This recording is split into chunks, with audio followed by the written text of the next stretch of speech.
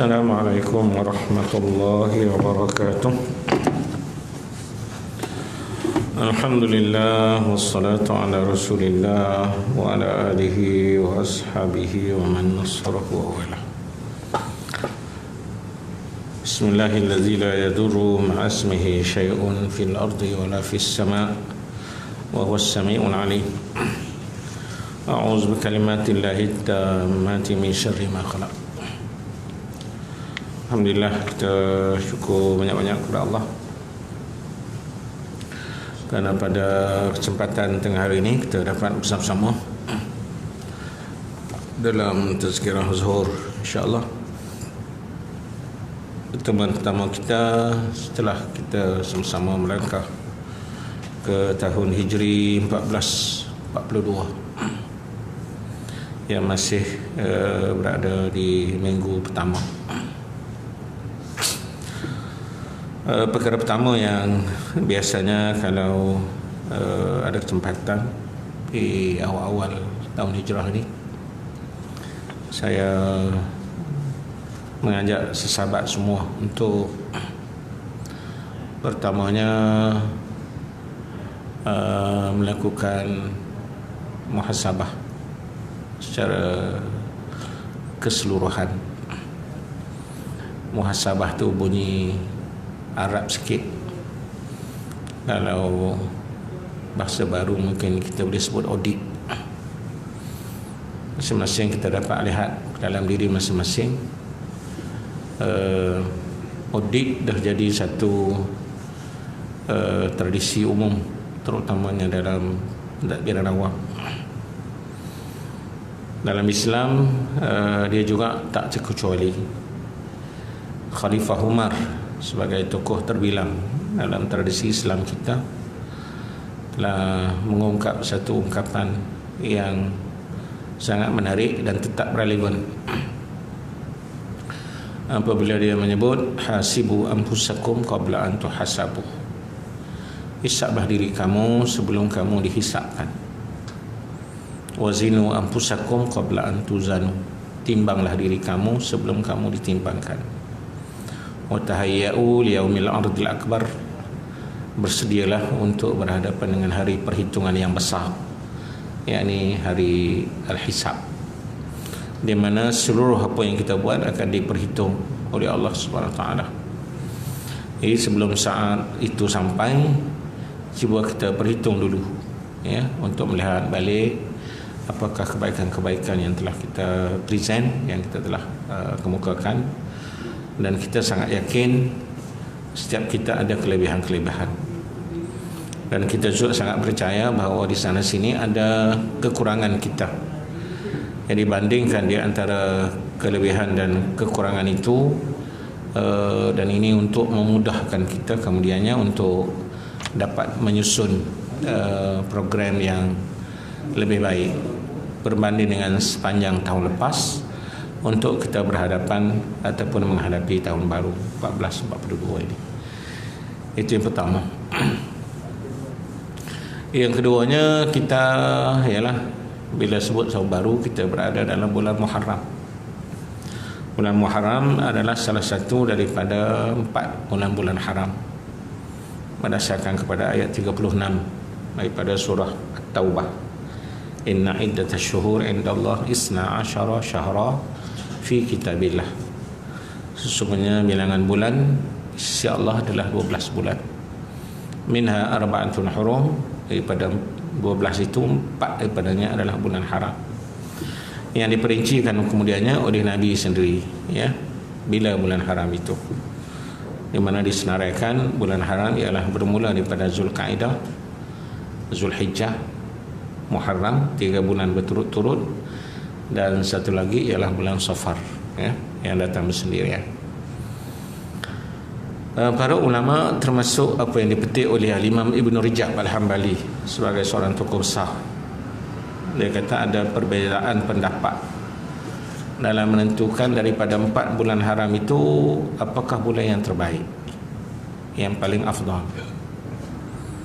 Kebanyakan mereka menyenaraikan ataupun berpendapat bulan Muharram lah bulan haram yang terbaik.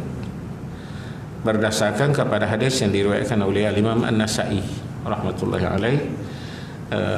Ada seorang, saya rasa Abu Zar, datang bertanya kepada Nabi SAW, apakah hari yang terbaik dan juga bulan yang terbaik. Bagi hari yang terbaik, Nabi SAW menyebut ialah Jawfil Lail, pertengahan malam. Malam yang terbaik bagi setiap hari ialah Jawf, pertengahan malam, bermula pada jam 3 pagi sampailah ke subuh pagi, ya. Ini berdasarkan kepada hadis yang disebut, di mana sumbernya pada tengah malam ini atau 1/3 malam. Allah Ta'ala kalau dalam konteks sekarang mudah faham, dia akan buka di sana 3 kaunter. Sebut kaunter mudah faham, ya. Kaunter yang pertama ialah kaunter doa. Bila Allah Ta'ala bertanya dalam satu hadis kursi, ma min da'in, mana dia orang-orang yang berdoa untuk aku makbulkan doanya. Itu kaunter satu. Kaunter yang kedua ialah kaunter istighfar. Ma min mustaghfir, mana orang-orang yang beristighfar untuk aku terima istighfarnya. Dan yang ketiganya ialah kaunter taubat. Ma min taibin, mana dia orang yang bertaubat untuk aku terima taubatnya. Jadi untuk konteks harian, waktu yang terbaik ialah waktu Jawfil Lail. Disokong dengan satu lagi ayat bila Allah Ta'ala menyebut wa fil asharihum yastaghfirun. Pada waktu sahur Allah Ta'ala akan mengampuni dosa-dosa mereka yang berdosa, ya. Itu yang berkaitan dengan hari. Dan berkaitan dengan bulannya ialah bulan Muharram. Berdasarkan kepada hadis yang tersebut, Nabi dikatakan pernah menyebut tidak ada puasa yang terbaik selepas puasa Ramadan ialah puasa yang dilakukan pada bulan Muharram. Dan ini untuk membuktikan bahawa bulan Muharram adalah bulan haram yang terbaik. Dan sekaligus bila sebut saja bulan Muharram, saya ingat saya pernah sebut banyak kali juga di sini dan tuan-tuan masih ingat, Abu Yusuf An-Nahli pernah menyebut generasi awal dulu menunggu-nunggu 3 hari 3 kali dalam setahun, di mana 10 hari yang merupakan tempoh yang ditunggu-tunggu, ya. Yang ini kita dah faham sangat. 10 yang pertama ialah 10 akhir Ramadan.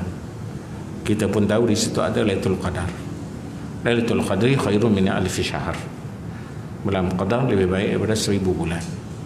10 yang kedua ialah 10 awal Zulhijjah, baru sebulan lepas berlalu.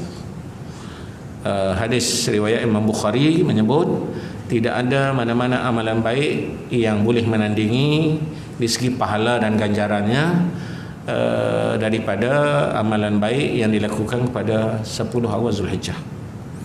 Sebab itulah ulama telah menggelar 10 awal Zulhijjah ini sebagai khairu ayyamid dunia, hari yang terbaik dalam dunia. Jadi mana-mana amalan yang kita buat, tak kira statusnya fardu ke sunat ke, dia menjadi amalan yang terbaik di segi ganjaran pahala yang berlipat-lipat ganda. Kita semayang fardu pada hari biasa dan pada 10 awal Zulhijjah. Jadi fardu yang kita buat pada awal Zulhijjah itu jauh lebih banyak pahalanya berbanding dengan fardu yang kita buat pada hari-hari biasa. Amalan sunat pun sama juga, ya. Amalan sunat yang kita buat dalam tempoh 10 awal Zulhijjah jauh lebih banyak pahalanya berbanding dengan amalan sunat yang kita lakukan pada hari-hari lain. Jadi ini menggambarkan keistimewaan daripada 10 awal Zulhijjah. Dan 10 yang ketiga ialah 10 yang kita berada sekarang, 10 awal Muharram. Dan kemuncaknya ialah Ashura Al-Ashir, hari yang ke-10. Kerana ada amalan-amalan khusus yang kita dianjurkan supaya melakukannya pada hari Ashura itu.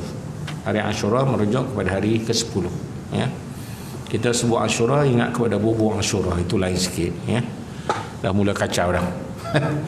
Kan kawan saya sebut, pengacau yang dapat pahala ialah yang kacau bubur Ashura, kata dia ya. Jadi ini juga Nabi sendiri SAW di segi meraihkan 10 Muharram ini sejak dia berada di Makkah lagi, di mana Quraisy juga turut berpuasa pada hari Ashura, dan Nabi berpuasa personal, tak suruh orang Islam yang lain ya. Dia sendiri sudah berpuasa di peringkat Makkah.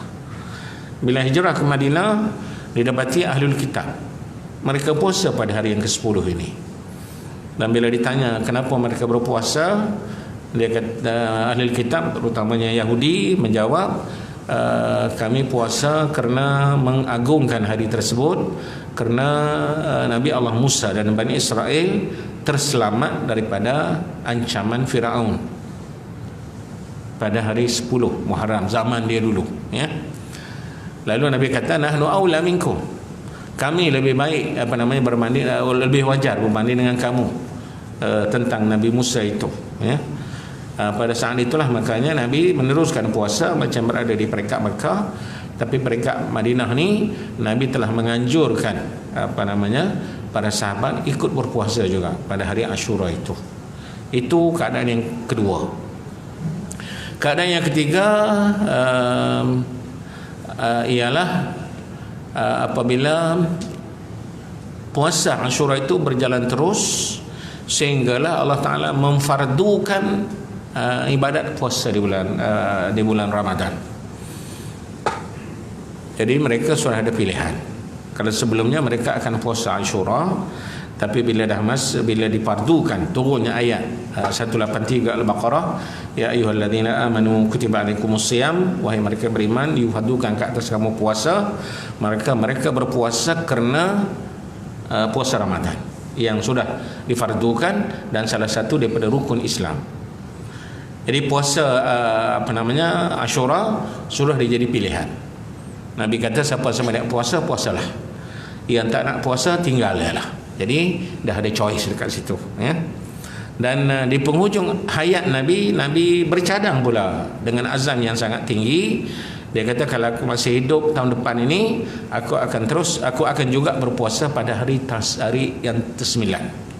Hari 9 dipanggil hari Tasu'ah, gandingan kepada Ashura. Ashura 10, Tasu'ah 9. Rupanya tak sempat sampai pada hari 9 tahun berikut itu, Nabi terlebih dahulu telah dijemput oleh Allah SWT. Jadi tak sempat nak puasa lah hari yang ke-9 itu. Namun atas azam yang kuat itu, kita dianjurkan supaya menggandingkan di antara hari 10 dan hari yang ke-9. 9 pun puasa, 10 pun puasa, dengan hasrat atau dengan tujuan untuk menunjukkan kelainan di antara orang Islam dengan ahlul kitab. Itu sebabnya Nabi menganjurkan dan dia berazam sangat-sangat nak berpuasa juga pada hari yang ke-9 itu ya. Dan berdasarkan kepada hadis juga, kelebihan puasa hari Ashura ini, bila ditanya hadis Ibn Munzir, kata silah dengan saya, dia datang bertanya apakah kelebihan di sebalik puasa Ashura. Nabi kata, ahtasibu, aku mengharapkan siapa-siapa yang berpuasa pada hari Ashura ini akan diampuni setahun sebelum ya. Artinya dosa-dosa yang kita buat setahun sebelum itu, bila puasa pada hari Ashura ini akan diampuni oleh Allah SWT. Dan ini kelebihan Ashura. Digandingkan pula dengan 9 Zulhijjah, 9 hari Arafah ya. Nabi kata siapa-siapa yang puasa hari Arafah, aku mengharapkan dia akan diampuni dosa setahun akan datang ya. Inilah 2 hari yang sangat istimewa. Kalau terlepas rugi sangat-sangat ya. Jadi 10 Muharram, dalam 4-5 hari lagi kita pakat-pakatlah ya, ambil kesempatan dan ambil peluang itu. Dan saya sangat yakin 9 Zulhijjah dulu kita pakat puasa juga. Jadi artinya 2 hari yang menjanjikan pengampunan tahun sebelum dan tahun selepas, insya-Allah ya. Itu intro saya, ya. Biasalah lama tak datang, kena panjang intro dia. Kita sudah pun mempelajari sebelum ini hadis yang ke 6, ya, hadis yang ke 6, bawah tajuk sesiapa yang mengucap la ilaha illallah, ya. Hadis yang diriwayatkan oleh seorang sahabat, iaitu Itban ibn Malik al-Ansari rahmatullahi alaih. Saya dah sebut dalam pertemuan sebelum ini, Itban ibn Malik ini seorang sahabat daripada Ansar, yang dia termasuk dalam kalangan orang kelainan upaya, ya. Dia cacat penglihatan, ya. Cuma istimewanya Itban ini, walaupun cacat penglihatan, rumahnya agak jauh juga daripada Masjid Nabawi, dia agak konsis untuk solat berjamaah bersama-sama dengan Nabi SAW, ya. Sehinggalah bila kesihatan dia terganggu, umurnya sudah agak lanjut, dia minta izin daripada Nabi untuk tidak melakukannya, dan dia minta Nabi macam menunjukkan tempat yang dia patut solat di rumah dia. Dan Nabi datang rumah dia dan dia tunjuk dia tanya, di mana kamu nak solat? Lalu Nabi solat dekat situ, dan lepas tu dia terus solat di tempat yang Nabi kita bersolat itu, ya, di rumah dia. Hadis ini seperti yang telah kita sebut sebelum ni, tagnya Nabi kata apa? Lan yuwafi 'abdun yawmal qiyamati yaqulu la ilaha illallah yabtaghi bihi wajha Allah illa harramallahu alaihi an-nar. Bermula daripada halaman yang ke 9 lagi, 69, ya.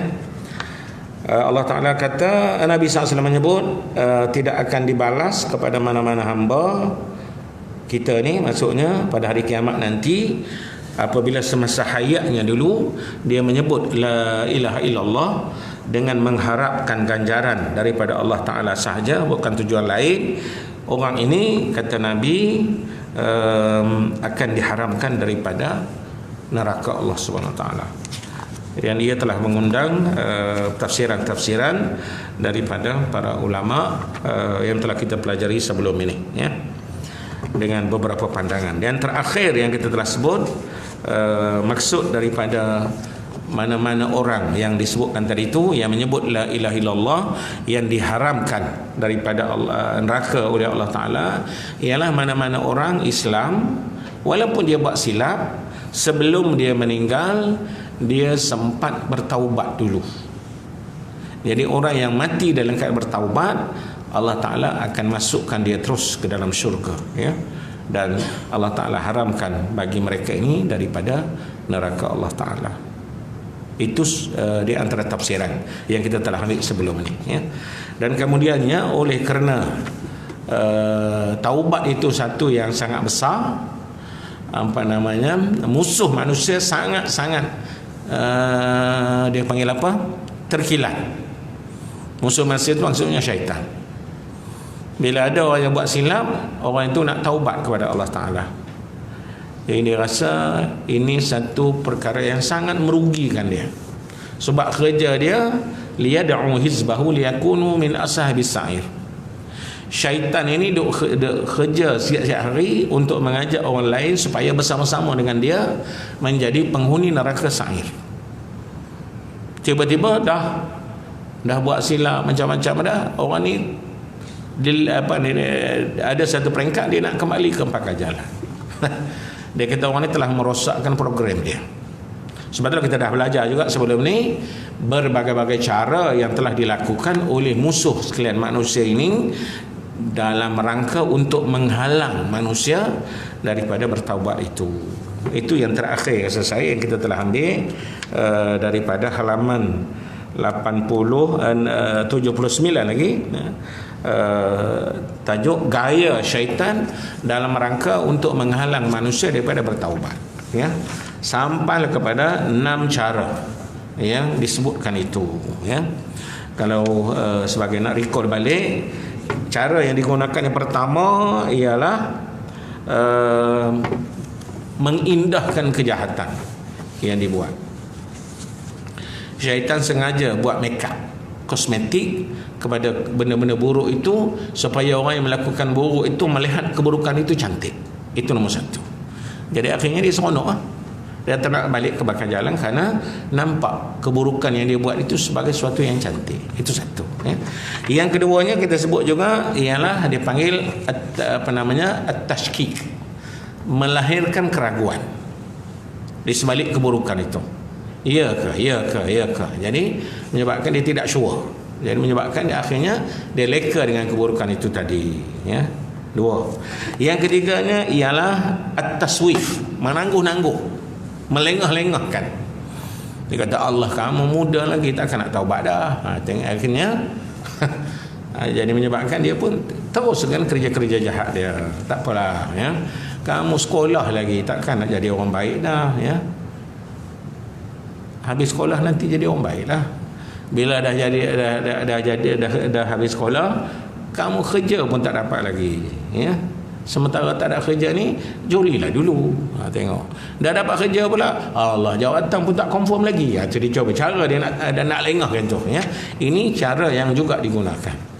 Last sekali dah kerja dah, kamu dah Allah, baru jawatan baru confirm, nikah pun tak lagi, ya. Menikahlah dulu, barulah sempurna sebahagian agama. Tengok dia pun terus je. Lagi baru dapat anak, haji pun tak pergi lagi, pergi haji dululah, barulah dia taubat. Tengok, jadi step satu tu yang dilakukan oleh musuh manusia ini untuk melengah-lengahkan kita, ya. Itu yang telah kita sebut sebelum ni. Kemudiannya yang keempat ialah memandang ringan kesalahan yang dia buat. Allah dia kata dosa yang kamu buat tak seberapa pun, orang lain lagi teruk. Tengok, jadi menyebabkan dia pun seronok. Dan inilah antara kaedah yang digunakan, ya. Kemudiannya seterusnya menyusahkan. Dia kata kamu nak taubat tu baguslah. Tapi kalau kamu dah taubat, kamu sebelum ni orang dah kenal dah kamu ni siapa, agak-agak orang terima ke kamu? Nak pergi ke surau, orang tak pernah tengok muka kamu, Allah, sorry lah, kata dia. Tengok, orang dah kenal dah kamu, tak payahlah, kata dia. Tengok, itu step yang kelima. Siapa yang nak terima kamu, orang dah tahu dah, ya. Dan yang terakhir ialah menanamkan rasa putus asa. Kamu ni jahat sangat, nak terima taubat apa, kata dia, ya. Kamu dah jadi sejahat-jahat manusia, tak ada peluang dah kalau kamu taubat pun. Jadi akhirnya saja dia tanam perasaan pesimis dalam jiwa orang yang buat jahat tadi. Akhirnya gunalah falsafah orang Melayu kata apa, alang-alang menyelup pekasam, biarlah sampai ke pangkal lengan. Terus mati jahat pun tak apalah, puas hati, kata dia, berbaloi. Jadi berjayalah, ya. Itu 6 tahap yang telah kita sebut sebelum ini, ya. Jadi untuk hari ini kita sambung balik huraian bagi perkara yang ke-6 itu dengan menyebut perenggan yang ke-akhir, ya, di halaman 82 itu, ya. Dirumuskan oleh penulis, kata dia, demikianlah syaitan akan menggambarkan bahawa Allah Ta'ala tidak akan menerima taubatnya, ini yang terakhir tadi, lalu ia pun berpaling daripada taubat. Setiap orang hendaklah ingat pesanan Allah. Jadi jangan putus asa. Walaupun kita ni teruk sangat, putus asa tak boleh. Ayatnya ialah ayat Az-Zumar 53, ya. Qul ya ibadiyalladzina asrafu ala anfusihim la taqnatu min rahmatillah innallaha yaghfiruz dzunuba jami'a innahu huwal ghafurur rahim. Ayat ini melarang sangat-sangat daripada siapa-siapa pun, walaupun sejahat mana pun kesalahan yang dia buat, jangan putus asa daripada rahmat Allah Ta'ala, ya. Allah Ta'ala akan ampunkan sebesar mana pun kesalahan, ya. Ini sebagai backup kepada orang yang terlalu jahat ini, yang rasanya dia kata dah tak ada peluang untuk dia balik ke pangkal jalan. Ayat Az-Zumar menjelaskan lagi. Kemudian ayat berikut, qala wa man yaqnut min rahmati rabbih illa adh-dhalun. Ini satu lagi ayat, ya. Siapa-siapa yang putus asa daripada rahmat Allah, mereka itu hanyalah orang-orang yang sesat sahaja. Jadi jangan putus asa. Inilah saya selalu sebut, kalaulah dalam kitab Azkar Al-Imam An-Nawawi disebut dalam kitab Riyadhus Shalihin diperturunkan kisah orang yang sudah membunuh 99 orang, itu masih lagi diterima taubatnya. Apalah kesalahan-kesalahan yang ringan yang memang pintu taubat itu terbuka seluas-luasnya.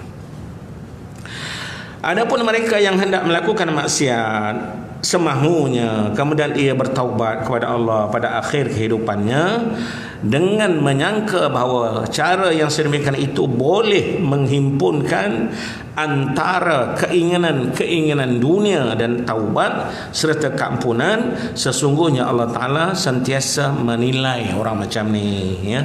Jangan terpedaya dengan agakan kita.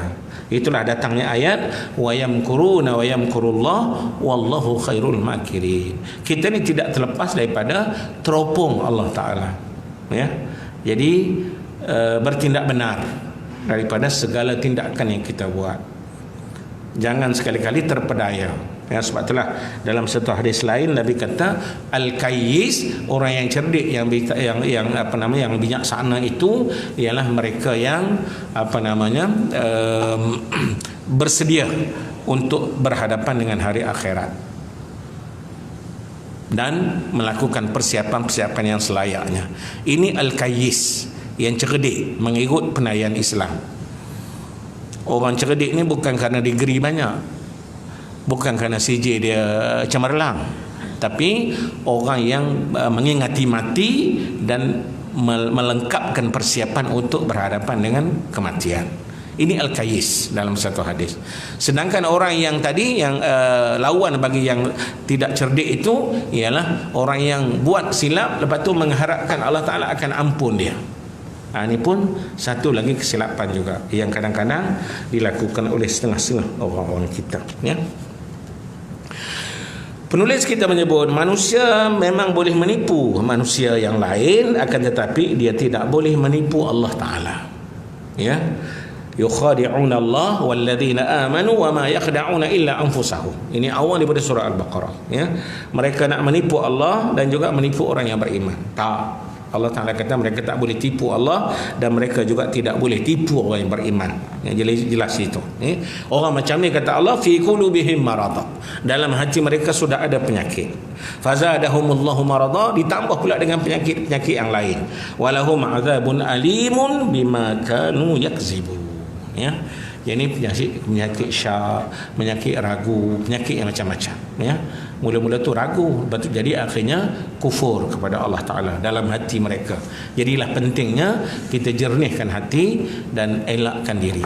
Sebab itulah apabila Sayyidina Mu'adz bin Jabal datang tanya Nabi, atau minta daripada Nabi, tunjukkan kepada saya amalan yang boleh membawa saya ke syurga dan menjauhkan saya daripada neraka. Nabi kata, kamu tanya ni benar besar, tapi dia mudah bagi orang yang dipermudahkan oleh Allah Ta'ala. Lalu respon Nabi, bagaimana nak masuk syurga? An ta'budullah wa la tusyriku bihi syai'a. Kamu dalam mengabdikan diri penuh kepada Allah dan jangan syirik kepada Allah. Ini asas. Nak masuk syurga, ini induk yang pertama dulu. Pengabdian yang sebenar dan jangan syirik. Kalau ibadat beribadat, syirik pun merancak juga, ini tak ada harapan lah, ya. Satu. Jadi jernihkan akidah itu nombor satu, ya. Elakkan daripada syirik. Kemudian disusuli lagi oleh Nabi, diberitahu kepada Sayyidina Mu'adz 4 perkara rukun agama kita. Tuqimas salat wa tu'tiyaz zakat wa tasum Ramadan wa tahujjal bait. Ini rukun agama. Ini compulsory. Nak masuk syurga rukun bertakwat, bagaimana agak-agaknya nak masuk syurga, ya. Jadi ini yang ditekankan sangat, ya. Dan inilah cara bagaimana nak bersihkan hati kita, seperti mana disebut oleh Allah Ta'ala dalam surah Al-Baqarah ayat 9 hingga 10 itu tadi.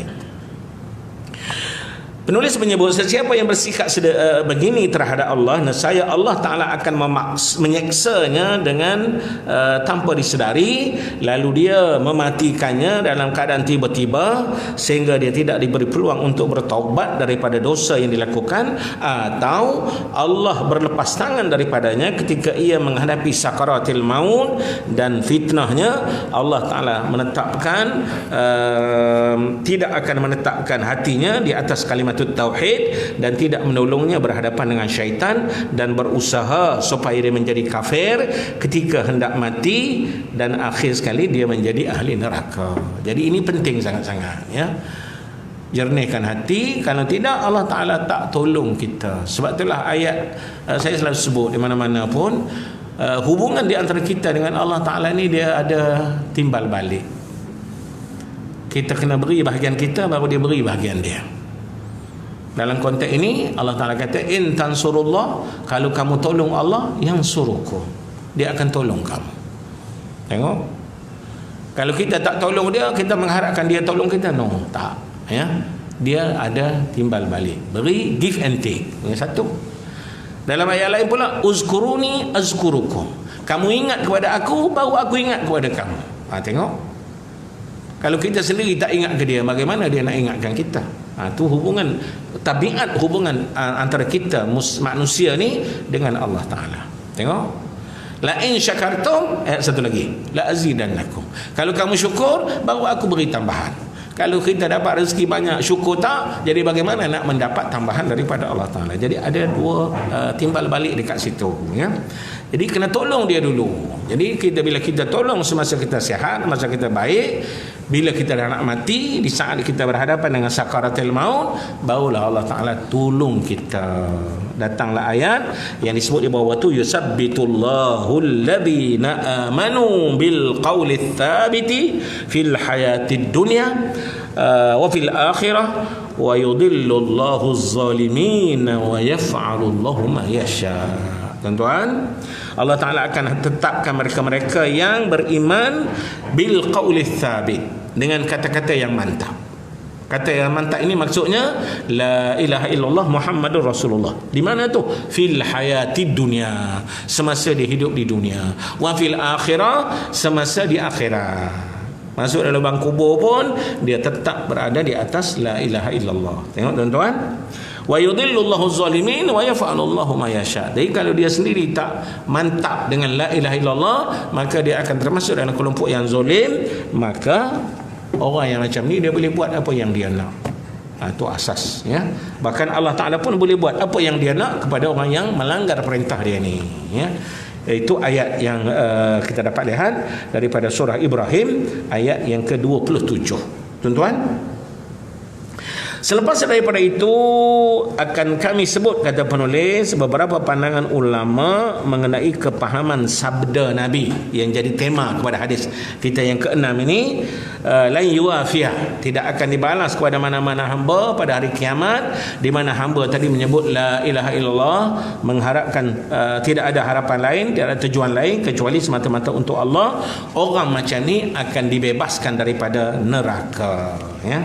Itu yang kita telah sebut mengenai pandangan-pandangan. Dia ada 2-3 pandangan. Yang kedua yang kita dah sebut, maksud daripada ini ialah orang yang buat silap, lepas tu sebelum meninggal dia sempat taubat. Cerita yang tu. Baru masuk pula pandangan yang ketiga, ya. Pandangan yang ketiga ini disebut oleh penulis bahawa hadis ini adalah berlaku sebelum penurunan syariat, walaupun dia deny, ya. Jadi masalahnya orang tu akan masuk syurga terus apabila dia melafazkan syahadah la ilaha illallah. Dan mungkin pada masa itu rukun-rukun agama dan keperaduan agama yang lain belum ada. Jadi orang macam ni, walaupun dia hanya sempat bersyahadah sahaja, maka dia akan terus ke syurga Allah Ta'ala, ya. Tapi ini tak berlakulah, pasal zaman kita ni Islam sudah sempurna. Sebagai contoh, untuk menguatkan pengertian yang ketiga ini, ada seorang sahabat namanya Nu'man bin Qawqal. Nu'man bin Qawqal, hadis Nu'man ini ada disebut oleh Al-Imam An-Nawawi dalam hadis 40 dia. Nu'man datang kepada Nabi, dia tanya, Ya Rasulullah, maza taqul, apa pandangan kamu iza sallaitul maktubah, saya apabila saya semayang fardu. Dia sebut al-maktubah aja, semayang fardu yang 5 itulah, ya. Kemudian wasumtu Ramadan, kemudian saya berpuasa di bulan Ramadan. 2 daripada rukun Islam yang berbentuk amali yang 4 itu, 2 saja dia buat. Saya semayang fardu, tak sebut yang lain, fardu saja, lepas tu puasa bulan Ramadan. Yang ketiganya wa ahlaltul halal, segala yang halal yang ada saya halalkan. Wa haramtul haram, dan saya haramkan segala yang haram. Itu isunya. Soalan dia kepada Nabi, dia kata apa? Bila aku buat 3 ni, adkhulul jannah, aku boleh masuk syurga ke tak? Gambarkan tuan-tuan, la azid wala angkus, saya tidak akan tambah dan saya tidak akan kurang, kecuali 3 ini saja. Semayang fardu, puasa Ramadan, yang halal dihalalkan dan yang haram dia haramkan. Itu yang ketiganya dirangkum sekali. Tak tambah lebih daripada itu. Pada pandangan kamu, agak-agak aku ni boleh masuk syurga kata. Tengok, kalau orang tanya kita 3 soalan itu, Ustaz atau Haji, saya nak semayang 5 waktu, saya nak puasa saja, yang halal saya halalkan, yang haram saya haramkan, boleh masuk syurga ke saya? Kalau orang tanya kita, agak-agak apa jawapan kita? Saya kata, macam mana nak masuk? Ni rukun Islam pun tak sempurna, tapi Nabi ni dia tolerate tuan-tuan, ya.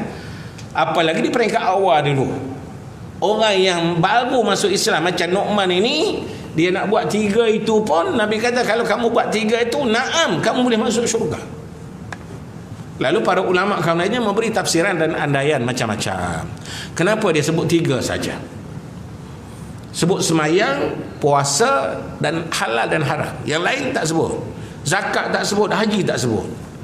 Tiba-tiba Nabi kata, ya, kamu boleh masuk syurga. Jadi macam-macam andaian yang telah dibuat. Sebab Nabi ni dia praktikal, dia tahu latar belakang orang tu. Walaupun dia kata ya, artinya dia bercakap benar, bukan cakap tak benar. Berkemungkinan ulama kemudiannya mentafsirkan pada masa itu dia tak sebut zakat. Kenapa zakat tak sebut? Berkemungkinan dia tidak wajib bayar zakat kerana dia miskin. Tengok tuan-tuan, ini dia tak sebutlah. Tak apalah tak bayar zakat. Zakat ni untuk orang ada harta aja pada pagi hari raya, dan mencukupi bagi dia berlebih, maka dia kena bayar zakat. Kalau dia tak ada, maka tak kena bayar zakat. Satu, zakat RM7 ya. Haji pun tak sebut juga, dia sebut puasa dengan semayang saja. Haji lagi lah tuan-tuan. Kalau zakat RM7 pun tak layak kerana dia miskin, apa lagilah haji 14,000 kena bayar, lagilah tak kena. Jadi artinya walaupun dia buat 2 itu saja, dia dah layak masuk syurga. Tengok tuan-tuan, ini jawapan Nabi SAW, ya. Bila dia jawab ya, dengan melihat latar belakang orang yang bertanya itu tadi. Tengok, jadi ini jelas sebagai menggambarkan pandangan yang ketiga yang dinyatakan itu tadi, ya. Buat seadanya pada masa itu. Tapi bila dia dah hidup lama, dah panjang, rukun Islam pun dah bertambah dan dia pun mampu, takkan dia tak buat? Mesti dia akan buat. Punya orang beriman macam tu, ya. Itu yang ketiga. Pendapat yang keempat, yang terakhir, sesungguhnya diharamkan daripada api neraka itu bukan bagi orang yang mengucap dengan lidahnya sahaja, akan tetapi bagi orang yang melaksanakan tuntutan. Ini yang kadang-kadang, ya, mengucap boleh, tapi nak mengisi tuntutan syahadah itu, ini yang menyebabkan dia lemah. Jadi cukuplah Islam dengan mengucap saja bagi dia, sedangkan itu tak cukup. Tuntutan bagi syahadah itu perlu disempurnakan. Jadi kita sudah tahu rukun syahadah, ya. Pertama ialah ikrar dengan lidah. Itu kena sebut dengan lidah, asyhadu an la ilaha illallah wa asyhadu anna muhammadar rasulullah. Satu, bukan sakat ikrar dengan lidah, tapi at-tasdiqu bil qalbi, diiyakan dengan hati. Apa yang disebut di lidah dibenarkan oleh hati. Satu, 2 syarat. Yang ketiganya ialah al-amalu bil arkan atau bil jawarih, ada kata itu, ya, disempurnakan dalam bentuk amalan. dah mengucap, maka amalan-amalan yang menjadi tuntutan syahadah kena buat. Orang inilah yang akan diharamkan, kata penulis kita ini, daripada neraka Allah Ta'ala. Kalau sekadar mengucap saja, dia tak jalanlah, ya. Itu jelas dekat situ. Di mana sabda yang bermaksud semata-mata mengharapkan keredaan Allah, ya batari bihi wajah Allah, ya. Lafaz syahadah bukan main-main, tapi semata-mata kerana Allah Ta'ala, ya. Ini bererti bahawa ia mengucap dengan ikhlas. Orang yang ikhlas tidak berlawanan di antara perbuatannya dengan kata-katanya. Sekiranya ia berkata hanya dengan lidahnya, sedangkan perbuatannya tidak menepati apa yang dikatakan dengan lidah, ini maknanya dia tidak ikhlas, ya. Sedangkan kita dituntut dalam apapun hendaklah mengikhlaskan diri. Wa ma umiru illa liya'budullah mukhlishina lahuddin. Itulah ikhlasnya penting, ya. Jadi sebab itulah amalan yang kita buat pun syarat di antara syarat amalan-amalan yang diterima, itulah dia. Ada 3 syarat yang perlu ada bagi membolehkan setiap amalan yang kita buat ini diterima oleh Allah Ta'ala. Yang pertamanya, buat amalan hendaklah dia atas asas dia itu Islam. Rukun bagi mana-mana perbuatan amalan yang kita buat, syarat pertama ialah dia kena Islam dulu. Tengok, ada satu orang pernah tanya saya, dia kata, Ustaz, ada seorang baik sangat-sangat, ya. Dia tak pernah buat susah dengan orang lain, membantu orang banyak. Cuma satu je, dia kata sebut. Cuma satu saja yang tak ada. Agak-agak orang ni masuk syurga kan? Saya tanya yang cuma satu itu apa? Yang cuma satu yang tak ada itu apa? Dia kata dia tak masuk Islam. Kalau tak Islam, saya kata nak masuk syurga macam mana? Syarat nak masuk syurga tu kena Muslim dulu. Itu nombor satu. Satu syarat dia. Yang kedua, ikhlas ni tadi. Ayat surah yang kita baca tadi, yang kuning tadi. Ikhlas. Tuan-tuan. Dan yang ketiganya, dalam beribadat, dalam apa pun, mestilah, terutamanya dalam ibadat, kena ada syarat yang ketiga, iaitu al-itba'. Itba' ni ikut Nabi. Laqad kana lakum fi rasulillahi uswatun hasanah. Pada diri Nabi itu bagi kamu adalah ikutan yang terbaik. Terutamanya dalam ibadat, mesti kita tengok apa yang kita buat itu benda yang sama dibuat oleh Nabi SAW. Itu maknanya itba'. Sebab itu dah jadi kaedah dah dalam agama ini. Al-aslu fil ibadah, prinsip dalam hal yang berkaitan dengan ibadah itu ialah al-itba', ikut Nabi, ya. Sebab itulah kita tak boleh nak reka-reka benda ibadat. Jadi orang akan tanya, selalu bertanya, nak buat apa pun, soalan yang kita perlu tanya dulu, agak ini sunnah Nabi kah? Sunnah dengan maksud 3 lah yang pelajari tadi tu. Pertamanya sunnah sabda Nabi. Nabi dah bersabda ke mengenai ini? Kalau ada sabda aja, yes. Yang kedua, Nabi buat ke tak? Dari segi perbuatan dia, amalan dia. Okey. Ternyata yang Nabi buat. Betul. Yang ketiganya, kalau Nabi tak buat ataupun dia tak sabda, ada orang lain buat, dia endorse ke tak? Kalau dia endorse oleh Nabi, artinya itu sunnah Nabi juga, yang kita sebut sebagai takrir itu tadi, ya. Baru ni ada orang tanya saya mengenai kedudukan puasa pada 1 hari bulan Muharram. Lepas dah lah. Orang kena kadang-kadang rajin, ya. Akhir bulan Zulhijjah nak masuk esok 1 hari bulan Muharram, dia nak puasa esok. Saya kata tak ada puasa khusus 1 Muharram. Puasa awal Muharram tak ada. Memang Aisyah kata, aku tidak pernah tengok Nabi SAW menyempurnakan puasa sepenuhnya kecuali di bulan Ramadan. Dan dia memperbanyakkan puasa pada bulan Muharram ini. Dan hadis tersebut, tidak ada puasa yang lebih baik daripada puasa Ramadan, ialah puasa dalam syahrullah, yakni dalam Muharram. Memang betul Nabi puasa dalam bulan Muharram, tapi tak tersebut puasa khusus 1 Muharram. Yang disebut secara khusus ialah 10 hari Muharram, iaitu puasa Ashura itu. Itu memang ibadat khusus. Jadi orang tanya tak boleh puasa kah? Saya kata bukan tak boleh, tapi jangan khususkan untuk satu Muharram saja. Kita boleh puasa pada satu hari bulan, tapi dengan niat termasuk dalam umum bulan Muharram yang disebut oleh Nabi itu. Tapi tidak boleh kita pula mengkhususkan, sengaja aku puasa satu Muharram. No, ya. Ini tidak itibak Nabi, tidak ikut Nabi maknanya, ya. Jadi jangan pandai-pandai buat macam tu. Jadi niat sajalah, niat puasa untuk bulan Muharram, bukan puasa khusus satu hari bulan Muharram. Berbeza dengan puasa Ashura 10 Muharram, sebab Nabi buat 10 Muharram tu khusus. Itu kena beza, ya. Itu saya kata jangan terlebih rajin pula, insya-Allah, ya. Adapun makna la ilaha illallah, ini sengajalah nak disebutkan selepas ini pembahagian tauhid kepada tiga jenis, ya, dengan rububiyahnya, dengan uluhiyahnya, dengan asma wa sifatnya. Insyaallah kita akan cuba sempurnakan isu itu dalam kesempatan kita pada bulan hadapan, insyaallah. Aqul qali hadza. Assalamualaikum warahmatullahi wabarakatuh.